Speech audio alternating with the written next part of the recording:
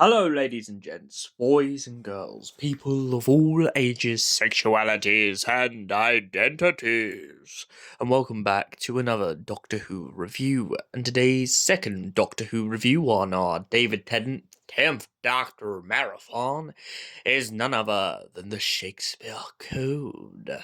So, what is the Shakespeare Code about? Well, essentially, the Doctor and Martha Jones go back in time and find themselves immersed in the life of William Shakespeare. A playwright, a madman, a drunk, and most of all, a person who writes some quite interesting plays. Now, this is an interesting story because they decide to take on a villain based off of Macbeth. Now, in Macbeth, there is the idea that there are three witches who wait upon the hearth. We shall meet again in rain, fire, and lightning. It's most probably a little bit different to that, but you get the gist. Essentially, there's three sisters, and they decide to lure Macbeth in the Macbeth story. But let's get back to the Doctor Who story. Essentially, there's three women, and one of them has a youthful look. And they manage to lure in people of London with this one woman. Her two sisters, who are witches, are very cruel and want to get back at William Shakespeare. Not only for the fact that he writes a play that has never been finished, but also for the fact that they just want to manipulate his work so it works in their favour and manages to open up the world to the witches. Now, witches in Doctor Who have been represented in many different ways. We have the woman from back in Deimos, or the Daemons, which is a really interesting story about the Master taking over a village, who is presented as a kind of positive witch. However, the witches in this story are kind of the traditional tragedy of witches who are just absolutely wicked to the bone. Now, the Doctor finds himself having to think of planets and the origin of where the witches may be coming from, and then suddenly he realises he knows the witches of old. They are Carrionites, beings that appear to be witches, but actually their science is magic. This enables them to go to planet and to be impersonating witches and pretty much just going around telling everyone that they have power over them. Now, the power in their name is what gives them power. However, the power can only be used once, and this is what messes with the witches' powers overall.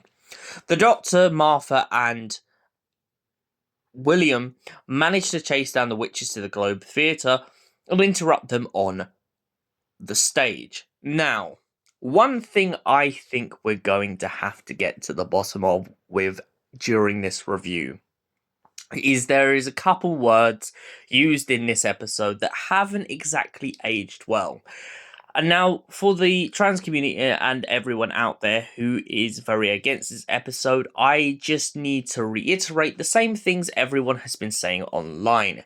If you go back in time to the early 2000s, the words like Expelliarmus and anything associated with Harry Potter at the time were very popular. Of course, Harry Potter is still to this day a very popular industry, but the person who writes Harry Potter is separate to it within some elements. This is not to condone that writer, because absolutely I agree with everyone that writer is an appalling human being. However, I would like to re-establish that in this review, we are talking about Expelliarmus and the Harry Potter books in the sense that they were used in this story due to the fact that people at the time were very big fans of that franchise. So the Doctor uses Expelliarmus and a bunch of other words on the stage to essentially banish the Carrionites back to whence they came. With the help of William Shakespeare, he finds himself in a struggle to fight off the witches, but overall they manage to absolutely slay them. Doctor then, at the end of this episode, finds himself facing off once again against his beloved Elizabeth I, who turns up and wants the Doctor's head. This is because the Doctor has done something in Day of the Doctor that he doesn't know at this point in time he's done. He ran away from his wedding day, to which Elizabeth I never ever forgot. To which Shakespeare begins to laugh in his Globe Theatre and then proceeds to talk to the Queen. So, the Shakespeare Code. What did I think of this story back then and now? It's a very strong story, and of course, it's going to always be a controversial story due to the fact of how badly it's aged. But I definitely feel like the CGI and the witches themselves are perfect. I also like the idea that Martha Jones begins to go on about the butterfly effect at the beginning of this story, and also gets absolutely annoyed at how many people seem to be chucking their, well, what they do in the bathroom out the window. Let's be honest, it's piss and shit. Let's not even beat around the bush. Out the window, but the Doctor explains that that is just a common thing back in the times. He also points out the fact that if you keep thinking about the butterfly effect, you'll never be able to travel anywhere in the universe because you'll be worried that anything you pick up or do will cause you to essentially make a big impact in history. The best way to deal with it is just not to think about it at all until it actually comes up. Back to the story itself, I really feel like they really understood Shakespeare in this story. I love the use of the Globe Theatre, and especially I love the idea of them really getting down to the pinpoint of the whole importance of Shakespeare in literature. He, in my opinion, can be controversial in some light because it depends on whether you consider yourself a Shakespearean fan. I myself consider myself as someone who enjoys some of his plays and doesn't understand all of them.